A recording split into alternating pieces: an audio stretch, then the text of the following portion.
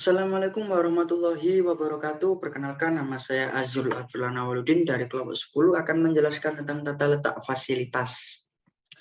Tata letak fasilitas dapat didefinisikan sebagai tata cara pengatur fasilitas-fasilitas pabrik guna menunjang kelancaran proses produksi.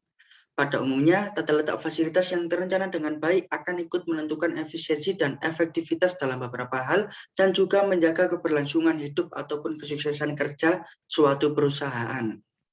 Tujuan dari perencanaan tata letak yang pertama adalah penghematan area produksi, gudang, dan servis. Dan yang kedua, menaikkan output produksi. Yang ketiga, meningkatkan keefisienan tenaga kerja.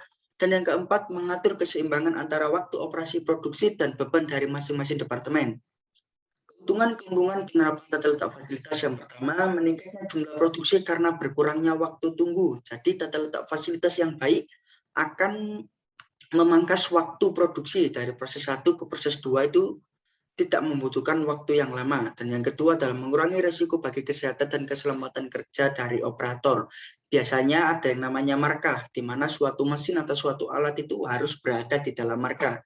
Jika keluar atau tidak dibuat yang namanya markah, itu akan bisa membahayakan karyawan atau operator. Dan yang ketiga, mengurangi waktu proses pemindahan bahan dan penghematan penggunaan area untuk produksi. Dan yang keempat, mempermudah aktivitas supervisi, mengurangi kemacetan dan kesimpang siuran.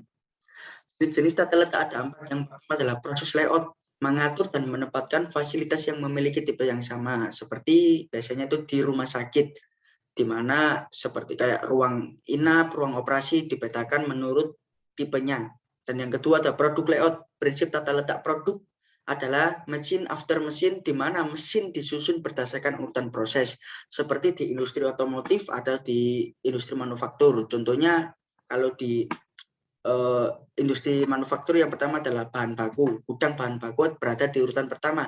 Dan yang kedua ada mesin bubut, dan yang ketiga ada mesin drill, yang keempat ada mesin milling, yang kelima biasanya assembling, perakitan. Jadi mesin disusun berdasarkan urutannya.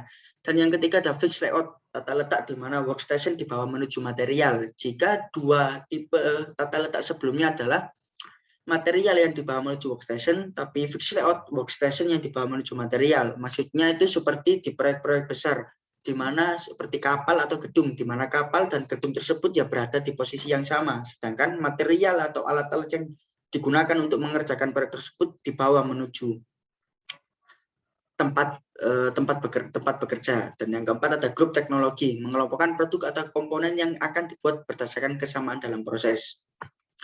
Langkah tata letak fasilitas yang pertama jelas pemilihan lokasi, dan yang kedua ada operation process chart, di mana manajer akan menganalisa, mengurutkan proses-proses mana yang terlebih dahulu seperti pengurutan gitu. Dan yang ketiga ada routing sheet. Routing sheet adalah menghitung jumlah mesin yang dibutuhkan sehingga tidak terbuang sia-sia.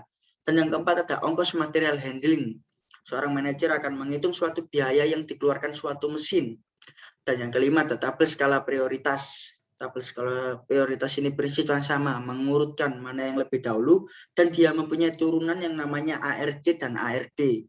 Chart dan diagram, bedanya cuma di situ saja. Jadi di activity relationship chart dan activity relationship diagram ini mengurutkan